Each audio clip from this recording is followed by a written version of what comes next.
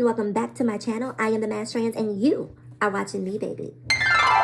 Now, before we get today's video started, I just want to give a quick what's up to my peeps and a diabolical middle finger to the creeps. You know who you are. All right, you guys, let me just check and see if this is centered just a little bit to the right. Okay, I think that's better. But anyway, good morning, good morning, good morning, good morning. Happy Sunday. I had a busy weekend. I was out house shopping, went and looked at some houses yesterday with my boyfriend. Saw a couple of things I liked but did not love. So for that reason, I'm still a little gun shy in terms of pulling the trigger on one of the homes that we did kind of sort of like. Because I don't want to kind of sort of like my home. I want to be absolutely enamored. I want to be in love with my home. So I saw some things that I did like. Like there was this one home that I like, and we're looking at new construction. And the lender wouldn't allow you to make modifications. Like the unit, when they build it, comes with this gray paint. I don't want gray paint. I want everything to be bright, white, and fresh. No gray. No gray paint. And so they're telling me, well, we pretty much painted gray standard, but I don't want gray. I want white. So if I want white, you mean to tell me as a buyer, you're not willing to accommodate that? You know, for me, hashtag deal breaker. Because why am I going to pay for you to paint an entire house gray only to come back around and paint it white, the color that I wanted? That is an unnecessary expenditure, if you ask me. So that was, you know, and even though it's not going to be, you know, maybe a couple $1,000s to paint a house, again, that's a couple $1,000s that I could spend doing something else. So I just don't want to waste the money if it's not necessary. So that was one situation. A lot of the houses were just too small. Granted, it's only my boyfriend and I, so I'm looking for something about maybe 2,500, Lord, not 25,000, about 2,500 square feet. I think that's ample room for two people. So a lot of the houses I was seeing were like, they were new construction, but they were like 1,700 square feet. My apartment is damn near 1,700 square feet. So like, look, well, you got to do better than that. So anyway, that was my house shopping yesterday, but I was up and I wanted to come and talk to you guys briefly a little bit about the Janet Jackson documentary and about a post that I saw recently where Madonna posted some pretty revealing pictures, and Nelly, Mr. It's Getting Hot Up in Here, chimed in and had something to say about Madonna's pictures. So let's talk about Madonna first. So Madonna posted pictures on her Instagram, and you know, Madonna is legendary for pushing the envelope. Like that is her brand. And even in her 60s, it has not changed. Madonna has been a thought before thoughts existed, and in the best possible way. Like Madonna has owned her sexuality. That has always been her brand. And now because she's 60, people have this belief or notion that somehow she is supposed to have this tectonic shift in terms of the way she presents. And so did I say what Nelly said? So Nelly basically told Madonna to put some clothes on. It just... First of all, here's one thing I do not understand. And this is for Nelly and people like Nelly in general. Normally, if I go to a post and I see something that I don't like, especially if it's someone's personal business, if I don't like it, I just make a mental note that I don't like it and I move on. There's not something innate to me that wants me to go and write something mean or hurtful or anything that I feel might impact that person's mood, vibe, or energy. I just don't see what the purpose is of going underneath someone's post unsolicited and just typing something that is unkind, right? And I know many people will say, well, if you post in a public forum, then you're susceptible to public criticism and public opinion. It is that is true, and I totally get that. But even though I get that, I don't understand people who just want to, you know, be mean. I don't understand the logic. I really don't. So I don't get why Nelly would take the time. First of all, why are you on Madonna's page, Nelly? What are you doing even being friends with Madonna on Instagram to get these notifications that she's posted a picture? Like, I don't get it. Nelly and 50 Cent. Why the two of you are on. If you don't want to see, first of all, at this point, we all know what Madonna gives. We know what she gives. So if you are on that page, then clearly you might have some sort of predisposition to liking what it is that she gives. Because otherwise, why are you following her? Why? You know Madonna is anything but discreet. Madonna is anything but conservative. If that is not what you want to see, then just don't follow her. You see how simple that formula is?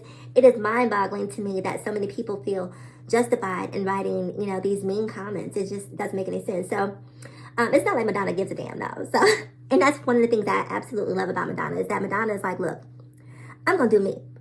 I don't give a damn what you say, Nelly. I don't give a damn what you say, 50 Cent. I'm going to be Madonna. And that is exactly how I think how all people should live.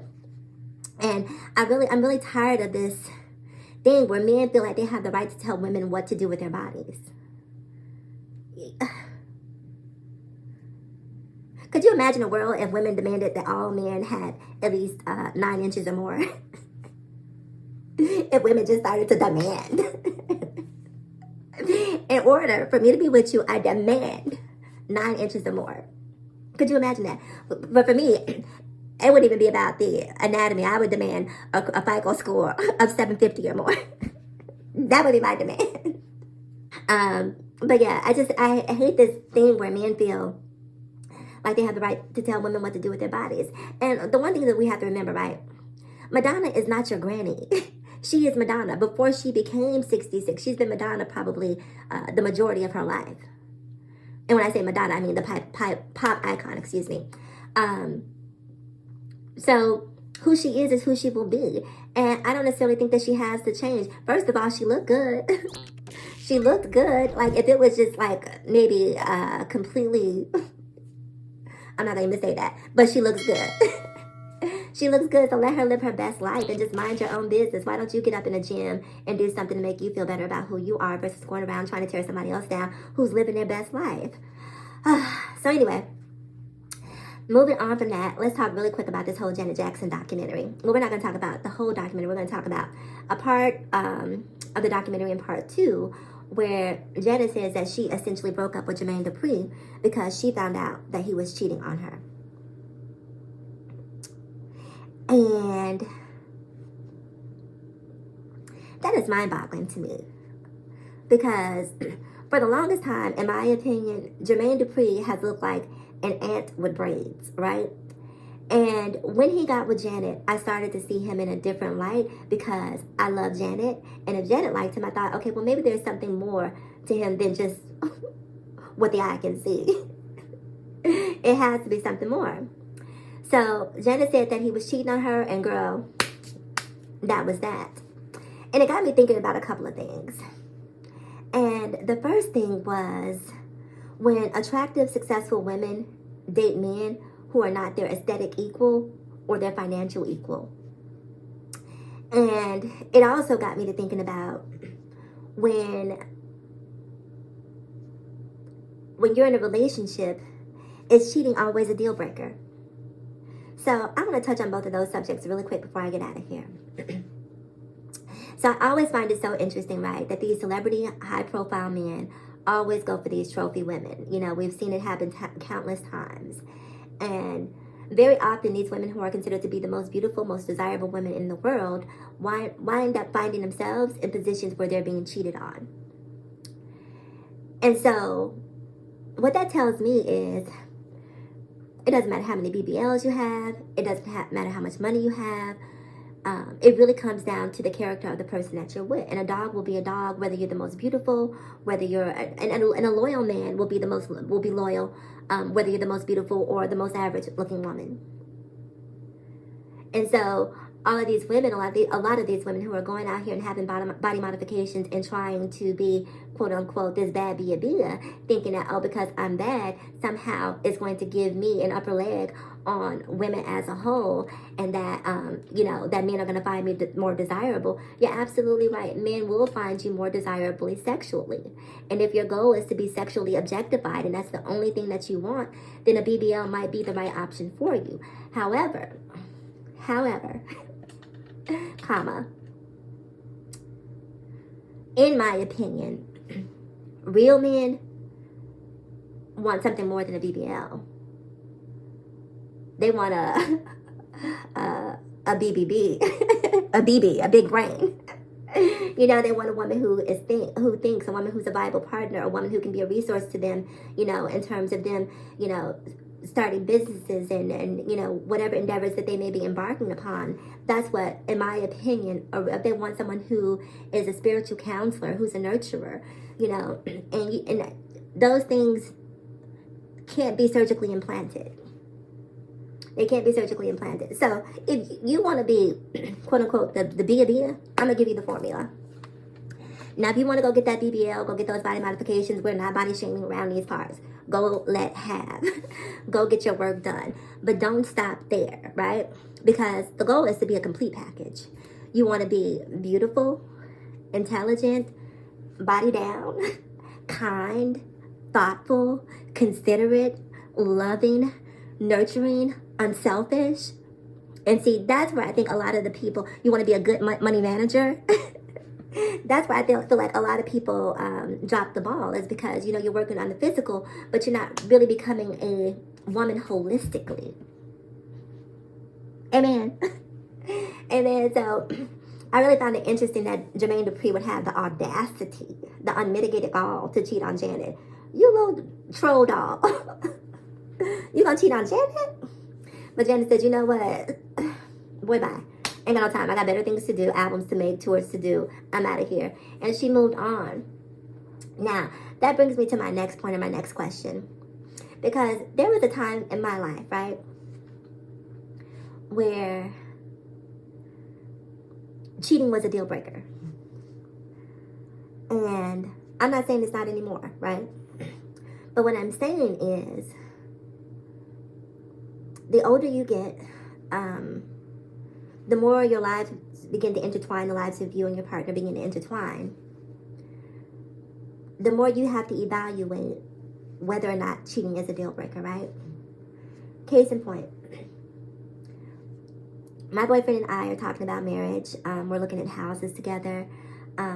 So we are starting to make some monumental integrations, you know, in terms of our lives together.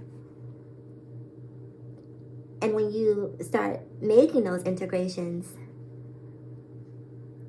are you going to let a one-time indiscretion undo the 12 years, 10 years, 3 years, 2 years, however long it's been? Are you going to let that indiscretion topple everything that you've built? Do you stay in bites? Do you stay and be angry every single day trying to make him pay for that indiscretion? Do you forgive and forget? Do you seek retribution, whether it be financial or through you going out and doing your own thing? What's good for the goose is good for the gander. Like, there's lots of different ways that you can approach it, right? Or do you take a grown woman, grown person approach towards it and say, look, let's have a conversation. What caused you to cheat? Because I think once you understand, get to that point, that's when you can make those decisions, right? The problem is when most people find out that their partner has cheated, they're so emotional and so inconsolable that they're unable to have those rational, logical conversations about the why. Because the why might be, well, I cheated because you weren't around enough. I call BS on that. Because that's you projecting, right? That's you not looking within. I'm asking you what caused you to cheat. And so for me, the answer instead of you weren't around enough would be like, you know, I wasn't feeling loved. Because that's you taking ownership of it. I wasn't feeling loved. I didn't feel connected, what have you. Or the answer might be, I just like variety. Don't we all? And based on that conversation, right, let's say that you have a partner who says, well, the reason I cheated is because, look, I don't believe in monogamy. I know I told you I would be monogamous when we first got together, but here we are 6 years into this relationship. I need something new and different. Now, you can go the route of trying to put on wigs and, playing, role playing and all that carrying on. But some men are going to need more. And if that's the case, and you've built a life together, now you have to ask yourself the questions, right? I know that he's not into monogamy. I know that she's not into monogamy, whatever the case may be. Are we going to have an open relationship? Do we have a don't ask, don't tell, but, be safe while you're doing it relationship? How do we move forward with our newfound understanding of exactly where we stand in our relationship without necessarily, you know, pressing the nuclear button on everything that we've built? Those are the questions that you have to ask yourself. And that's why I say the older you get and the more lives begin to intertwine, the more assets begin to intertwine, the more finances begin to intertwine, it becomes a much more complicated question that you have to ask yourself. Now, for women like Janet, who are millionaires, you know, several times over, you know, they can just go on about their lives, move on, and not necessarily worry about the financial repercussions of moving on from a relationship. But for some of us who may not be on the Janet level just yet, we may want to take a more in-depth look at what the next steps in our relationship look like. So comment below. I want to hear what you guys have to say. A, do you agree with Nelly that Madonna needs to put on some clothes? Or do you agree with me that Madonna needs to be allowed to be Madonna? And also comment below. I want to know, do you think that cheating is a deal breaker? Or do you think that it's something that you can work through? And if you've gone through cheating and you've wound up staying, I'd definitely love to hear about that as well. Anyhow, you guys, it is Sunday.